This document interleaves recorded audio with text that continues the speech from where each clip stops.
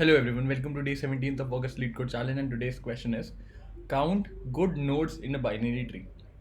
In this question we are given a binary tree and we need to count the number of good nodes that are present in this tree.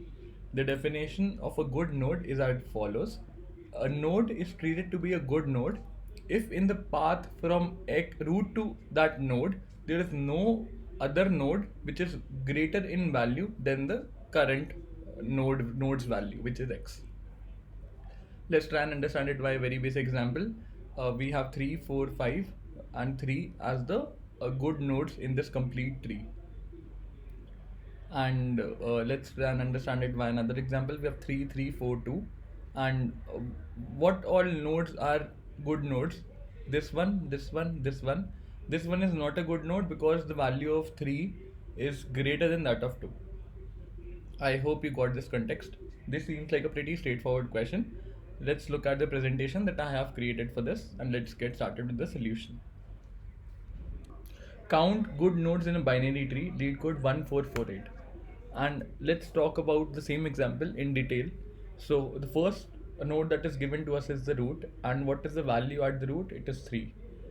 What is the previous node that you have iterated before the root? There's no such node. So the previous value that we have iterated so far is minus infinity. This minus infinity is lower than that of 3. So this becomes a candidate for a good node. And we will increment the value of good node count to 1. Let's iterate in both its children, the left tree and the right tree. So let's talk about the right tree first. What is the uh, highest value that we have visited before coming to this 4? The highest value across this path out of minus infinity and 3 is 3. So the highest value is 3 so far. This value, the 4 is greater than that of 3. Therefore, we will increment the good count frequency, and this gets incremented to 2. You will continue the process across both its children. So you'll move across its left child as well as its right child. Let's move across its right child first. And what is the maximum value that you have visited so far starting from the root? The maximum value is 4. So 4 will be compared with 5. 5 is greater than that of 4. Therefore we'll increment the count to 3. Let's move it to its left child as well. What is the maximum value that you have visited so far while visiting the 1 node? It is 4. 4 is greater than that of 1, and therefore this doesn't become the candidate for a good node. We will not increment the node's value, the frequency. Similarly, let's move across its left child. What is the highest value seen so far? The highest value seen so far is 3 across this path, and 3 is greater than that of 1. Therefore, we will not increment the good count. Let's continue the process. Next, we have its left child, and what is the highest value seen so far? The highest value seen so far is 3. The current value of the node is also 3. Therefore, this becomes the candidate for a good node. We will increment the value to 4 from 3. Let's continue the process. Let's take another very simple example. We have 9, 3 and 6. What is the base case? At the base case, at the starting of the iteration, we will treat the previously visited node to be minus infinity, and you'll make the comparison out of 9 and minus infinity, which one has a higher value? 9 has a higher value, therefore the good count frequency will be updated to 1. Let's move across its right child because there is only right child, and here the maximum value that you have visited so far is 9. 9 is greater than 3, so that doesn't qualify for a good node. Let's move to its left child. What is the highest value seen so far? The highest value seen so far is 9, and 9 is also greater than that of 6, so that also doesn't qualify for a good node. The number of good nodes in this subtree, in this tree, is 1.